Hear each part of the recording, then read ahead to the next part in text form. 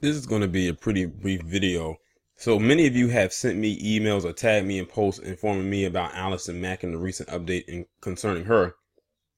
The update being that she has now pled guilty in her role in being a part of that sex cult in that sex organization called Nexium. I know I kept calling it NXVIM or whatever I was calling it, but it's actually pronounced Nexium. And while first off, let me just say I'm not shocked that she pled guilty, because I have the biggest feeling that she is going to be offered some kind of a plea deal. That's why I'm not getting like all excited about this. Okay, sure, she pled guilty. To be honest, she had no other choice but to plead guilty.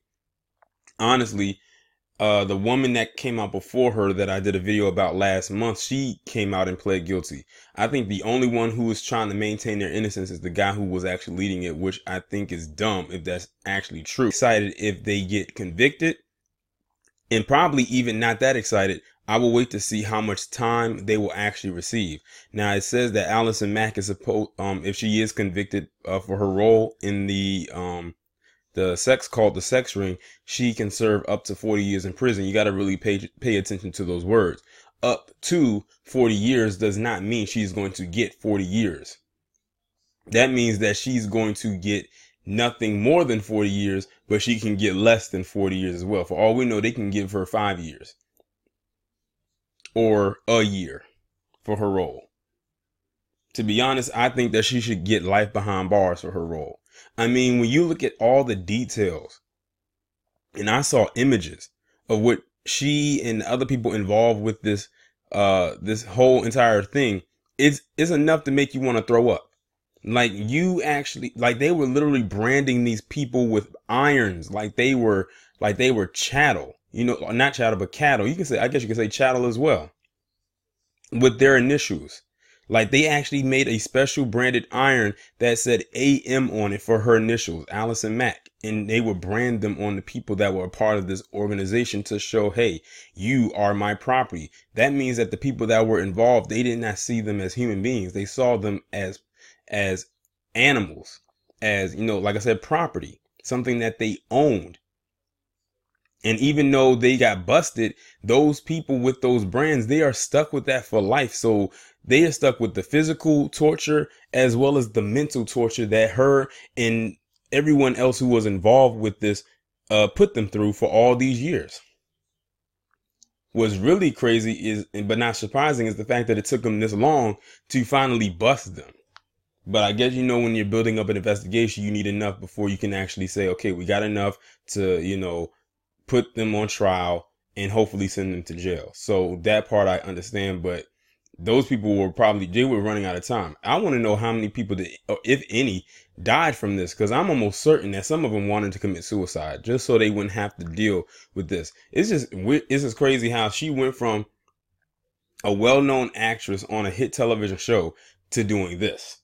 But it also doesn't surprise me too, because a lot of stuff comes out of Hollywood that we don't even know about.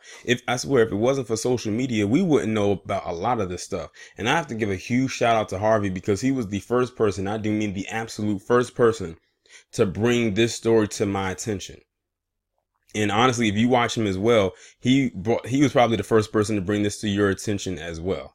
And I'm glad that I was able to do additional research on her, and as well as the other people involved and the organization as a whole. And it is some scary stuff. I wouldn't be surprised if they try to make a documentary out of this.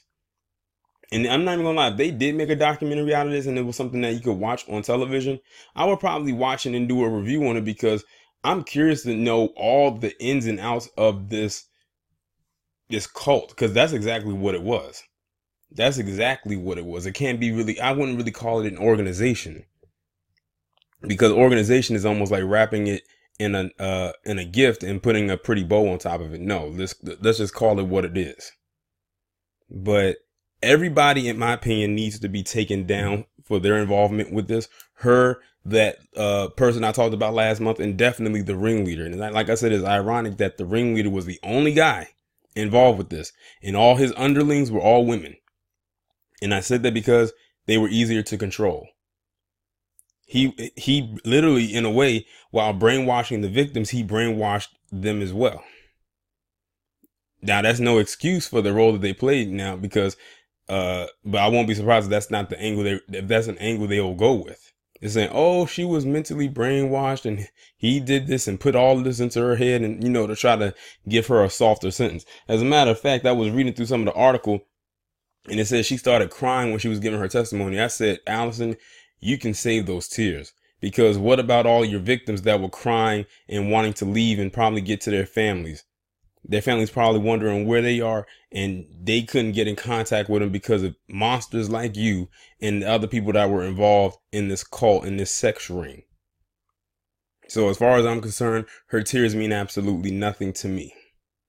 All I can do is hope that she gets convicted and she gets as many years as possible behind bars. And I do mean many. I'm talking about over 30.